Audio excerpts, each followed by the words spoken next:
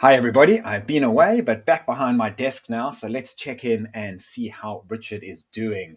Richard's the little green dot over here. In fact, that was earlier today. So he's a little bit more due west of this dot at the moment.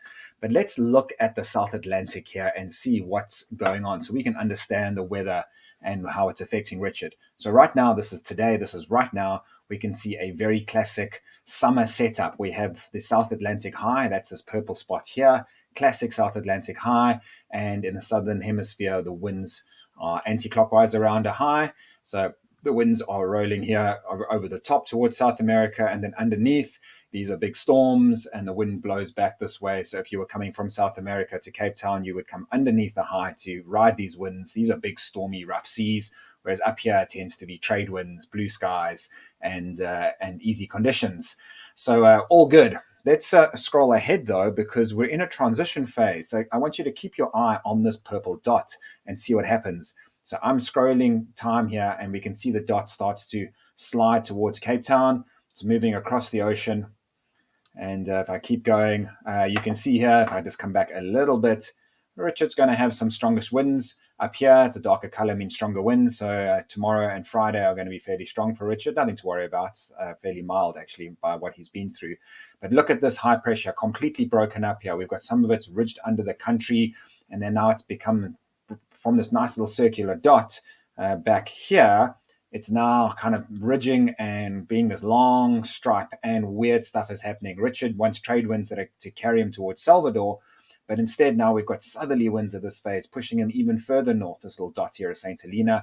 We want to keep him well south of St. Helena Island, but that's pushing him.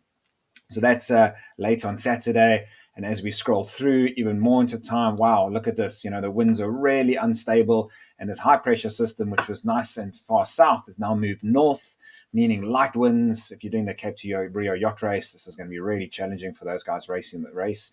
And as we scroll on, we're getting Monday next week. Look at this. High moves way north, swallows Richard up. He's going to be sitting in this patch of almost no wind. It's actually been a blessing in disguise that we've been pushed further north than planned, because with this high pressure system here moving so far north, if he was any further south, where we actually wanted him to be, he would be swallowed up by this, and he'd have absolutely calm conditions, no help whatsoever to move him across. And as all the surf ski paddlers know, paddling with a bit of wind at your back makes life a lot simpler. So that's Monday. Wow, still light conditions. That high still very far north, very, very far north. This is almost a winter position for the South Atlantic high, which moves north in winter and south in summer.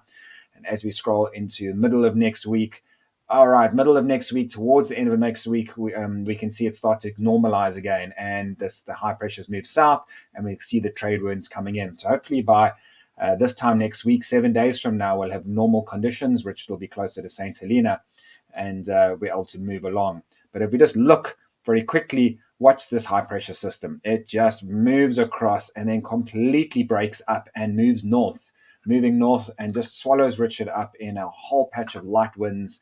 That means super hot. It means thunderstorms.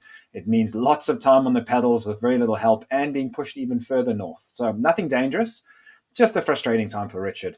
That's what's lying ahead. So I'll check in again with an update in the future. But fun and games out in the South Atlantic. No safety concerns whatsoever. Just dealing with heat, dealing with fatigue, and slow progress towards the destination. But other than that, everything's going well.